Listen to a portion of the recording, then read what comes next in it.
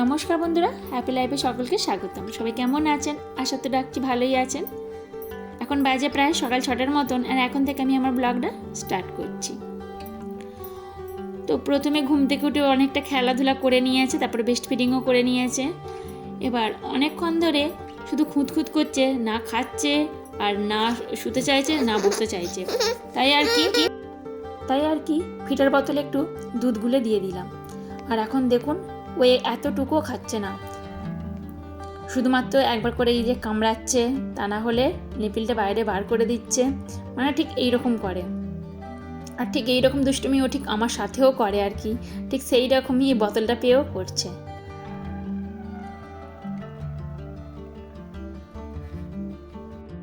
ও ওর মতন দুষ্টুমি করুক, যেহেতু বড় মেয়েটার কাছেই আছে, ওর কাছেও থাকুক, আর আমি গিয়ে এখানে রান্নাবান্নাগুলো সেরে রাখি। এরই মাঝে আমি এসে আনাজপাতিগুলো সব কেটে রেখেছিলাম। আজকে করছি কলমি শাক ভাজা, ঢ্যাঁড়স দিয়ে আলু দিয়ে তরকারি, আর একটু মাংস করব। আজকে মাংসটা আমি কিভাবে করি সেটা আপনার সাথে শেয়ার করব।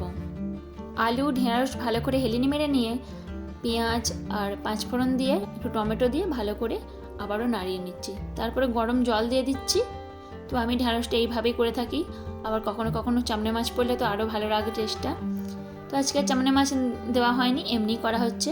আর এদিকে মেয়েটাকেও আজকে ভাতে দিয়ে দেবো শাক, আর শাকটা অনেকক্ষণ ধরে জলে ভিজিয়ে রেখেছি। আর ভাতটা যেহেতু আমাদের হয়েই গেছে, আর ডালটাও আজকে আমাদের করা হয়নি, তাই ডালটা আজকে ভিজিয়ে রেখেছি অনেকক্ষণ হলো, যাতে খুব তাড়াতাড়ি 2-3টে সিটি দিলেই সেদ্ধ হয়ে যায়। আর নিয়ে নিয়েছে একটু গাজর। আমাদের যেমন সবজি থাকে ঠিক সেই রকম ধরনের সবজি দিতে থাকি। প্রথম যখন ভাত খাওয়ানো স্টার্ট করেছিলাম তখন ডক্টর বলেছিলেন যে খাবারটা দেওয়া হবে পরপর 3 দিন দিতে। তো ঠিক সেই ধরনেরই খাবার দিতাম, দেখলাম যে ওর ঠিক আছে, শ্যুট করে গেছে। তো এখন আর সেইভাবে খাওয়া দাওয়া দেওয়া হয় না। তো যেমন যে ধরনের সবজি বাড়িতে থাকে ঠিক সেই ধরনের খাবার দাবার সবজি দেওয়া হয় ওকে। তো আজকে আমাদেরও যেহেতু শাক হচ্ছে, তো সেখান থেকে একটু শাকের পাতা ওকে একটু দিয়ে দিলাম। আর আজকে ওর খাবারে একটু হলুদ অ্যাড করলাম। আর এখানে ঢ্যাঁড়সের তরকারি আর শাকটা ভাজা হয়ে গেছে। এবার করে নেব মাংসটা আমি ভিনিগার মাখিয়ে রেখেছিলাম প্রায় আধ ঘন্টার মতন। তারপরে হালকা করে মাংসটা আমি একটু লাল লাল করে ভেজে নেব। তো এইরকম করে ভেজে নিলে 50% মাংস এখানেই সেদ্ধ হয়ে যায়, আর খেতেও লাগে খুব সুন্দর। ভিনিগারটা মাখানোর কারণে অনেকটা পরিমাণে কিন্তু এটা যে একটা আঁশটে গন্ধ থাকে সেটা একদমই থাকে না, বাজে স্মেলটা পুরোটাই চলে যায়। আর এখানে আমি দুধটা বসিয়ে দিয়েছি, দুধটা এখানে মোটামুটি জাল দেওয়া হয়ে গেছে। আর এখানে মাংসটা ভাজা হয়ে যাওয়ার সাথে সাথেই ওই তেলেতেই দিয়ে দিলাম তেজপাতা, শুকনো লঙ্কা, কালো জিরে আর দারচিনি, এলাচ।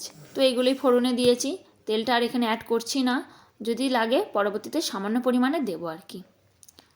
এবার পেঁয়াজগুলো যা কেটে রেখেছিলাম সেগুলোই ভালো করে ছাড়িয়ে দিচ্ছি। পেঁয়াজগুলো একটু লাল লাল করে ভাজা করে নেব।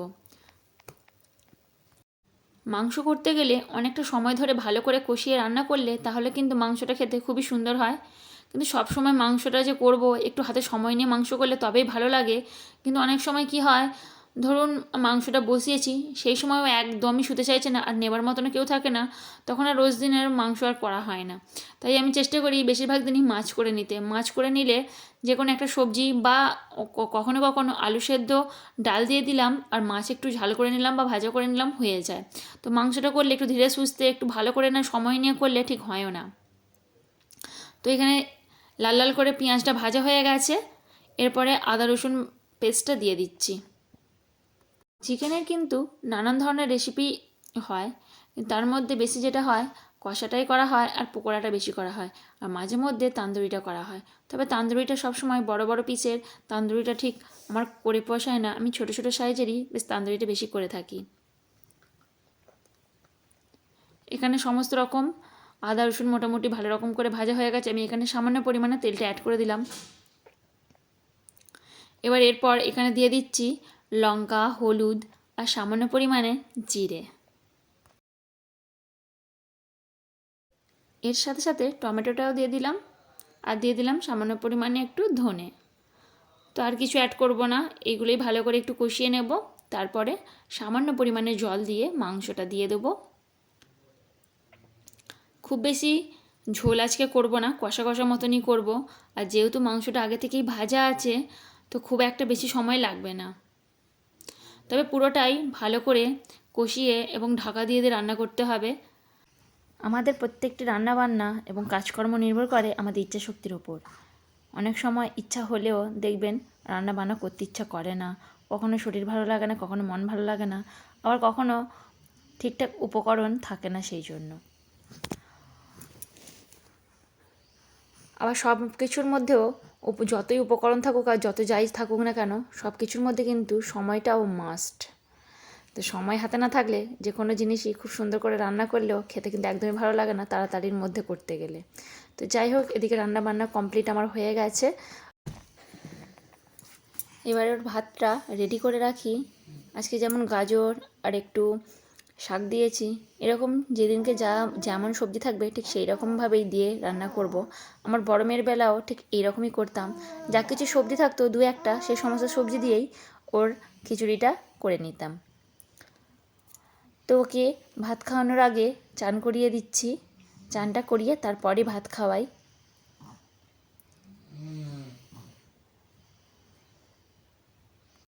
ও এত বড় হয়েছে এখনো পর্যন্ত চান করার জন্য কিন্তু সেইভাবে কোনোদিনই কাঁদেনি। চানটা করানো হয়ে গেলে ওকে একটু সামান্য নিয়ে ঘোরাঘুরি করব। করানো হয়ে গেছে, চান করে একটু বাইরের দিকে দাঁড়িয়ে আছি।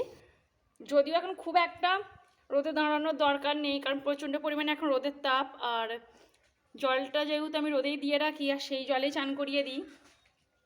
চান করিয়ে মোছাতে মোছাতে ওর মোটামুটি গা হাত পা সব শুকনো হয়ে যায়, চুলও শুকনো হয়ে যায়।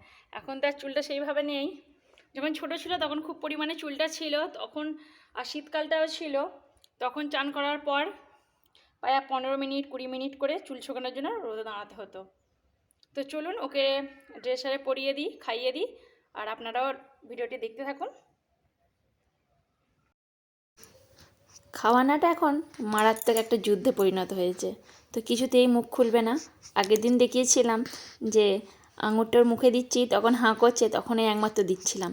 তো এখন নানান ধরনের কথাবার্তা ছড়া কেটে কেটে ওকে খাওয়াতে হয়। তো নানান রকম খেলনা দিতে হয়, বিশেষ করে ক্যাকটাসটা যদি ওর হাতে দিয়ে দেওয়া হয় তাহলে দেখি বেশ ভালো রকম খেলে। আজকে ক্যাকটাসটার চার্জ নেই, তাই এই ঝুমঝুমিটাই দিয়ে দিলাম। তো ওর দিদিও ঘরে নেই, নাহলেও দিদি নানান রকম কথাবার্তা বলে, ও খেয়ে নেয়। আর এইদিকে দেখুন কেমন হনুমানের উৎপাত হয়েছে। আজ সকাল থেকেই কতগুলো যে হনুমান এসেছে তার ঠিক নেই, আর সমস্ত বকুলগুলো দেখছি পেরে পেরে খাচ্ছে। বাড়ির আশপাশে 2-4টে টমেটো গাছ বসানো আছে, সেগুলো দেখছি খেয়ে নিচ্ছে। তো এর মধ্যে একটু ঘুম পাড়িয়ে দিয়ে এলাম, খাওয়া হয়ে গেছে। এবার এই যে খেতে বসবো। শাক ভাজা করেছিলাম তো শাকটা নিয়ে নিলাম, আর ঢ্যাঁড়স আলু তরকারি তো করেছিলাম দেখলেন, সেটাও নিয়ে নিলাম। এখানে একটু মাংস নিয়ে নিচ্ছি, এখন এই 1 পিসের মতন মাংসটা নিয়েই একটু খাই, তারপরে যদি আবার ভালো লাগে তারপরে আবার নেব।